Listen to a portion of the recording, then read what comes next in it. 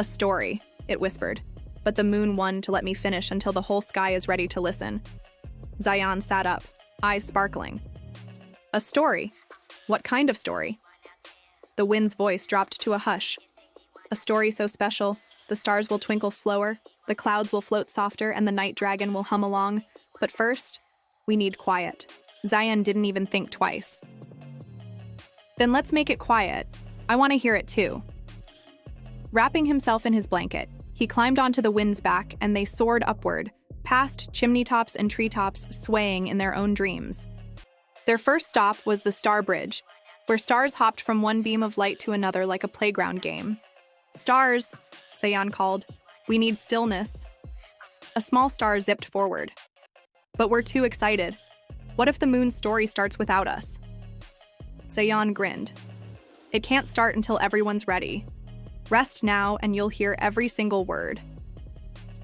The stars huddled together, settling into a slow, gentle twinkle that looked like deep breaths in the dark.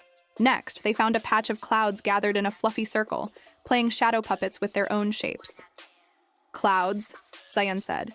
It's time for sleepy shapes, soft ones. A plump cloud pouted. We were making castles.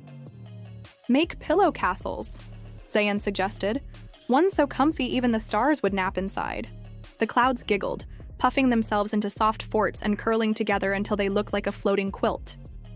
The wind carried Zayan toward the moon's porch, but before they reached it, they heard a low hum like the earth itself was purring. It was the night dragon, coiled at the horizon, polishing his lullabies. Dragon, Zayan asked, are you ready for the story? The dragon shook his head. Not yet. My lullaby isn't perfect. Zayan climbed onto his paw. Perfect can wait. Sing what you have now and the moon story will make it even better. The dragon exhaled a warm, velvety tune, the kind that wrapped around you like a favorite blanket. Finally, the wind and Zayan reached the moon, now glowing softer than before.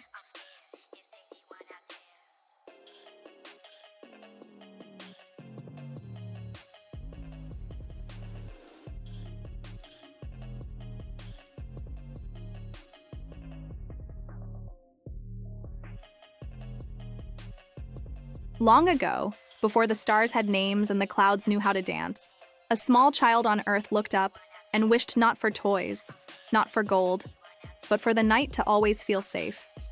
The wish floated up to me, and I kept it here. The moon pointed to its brightest crater. Every night since, I've told that story to the wind, to remind the sky why we shine gently and keep the dark kind. Zayan's chest felt warm, like he'd been wrapped in the dragon's hum. That's the best story I've ever heard. The moon tilted. And tonight I'll tell it again, just quieter, so dreams can carry it down to every sleeping heart. The wind brought Zayan back to his bed, the moon's words still drifting through the air like slow snow. Outside, the stars were steady, the clouds were still, and the night dragon's lullaby hummed against the horizon. Zayan closed his eyes, smiling. Now I get it, he whispered. Some stories need the whole world to listen. Moral: the most special stories are heard best in peace, and the quiet you create can make room for magic.